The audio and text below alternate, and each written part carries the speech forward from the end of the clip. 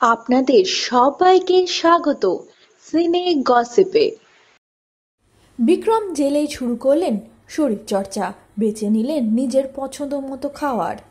অভিনেতা বিক্রম চ্যাটার্জিকে প্রেসিডেন্সি জেলে নিয়ে আসার পর তিনি সেই দিনটা এবং তার পরের দিনটা যেমন তেমনভাবে কাটিয়ে বুধবার থেকে শুরু করলেন নিজের শরীরচর্চা আর বেছে নিলেন পছন্দ মতো খাওয়ার।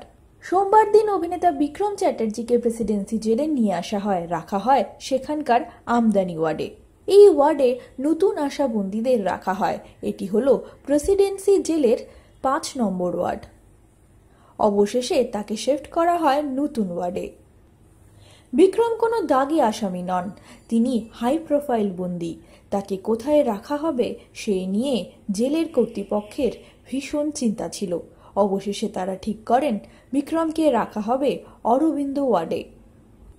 এই ওয়ার্ডে সাধারণত সাজাপ্রাপ্ত বয়স্ক বন্দী কিংবা বিভিন্ন দেওয়ানি মামলায় অভিযুক্ত বন্দীদের রাখা হয়। অভিনেতা বিক্রমকে প্রেসিডেন্সি জেলে নিয়ে আসার পর তিনি জেলের দেওয়া খাবারই খেয়েছিলেন। অবশেষে বিক্রম বুধবার জেলের কর্তাদের জানিয়ে দেন তিনি আম বন্দীদের খাবার খাবেন না, নিজের পয়সায় জেলের ক্যান্টিন থেকে দুপুরে আর রাতের খাবার আনিয়ে নেবেন। অভিনেতা নিজেই জেলের ক্যান্টিনে গিয়ে বলে দিয়েছেন একদম কম তেলে তৈরি করা একটি সবজি আর 2টো রুটি খাবেন। ভাত তিনি একদমই খাবেন না, পাছে মোটা হয়ে যান। মাঝের মধ্যে 1 পিস মাছ, অল্প চিকেন চলতে পারে। বুধবার সকাল থেকে মোটামুটি তিনি নিজের রুটিন মাফিক জেলে থাকতে শুরু করে দিয়েছেন।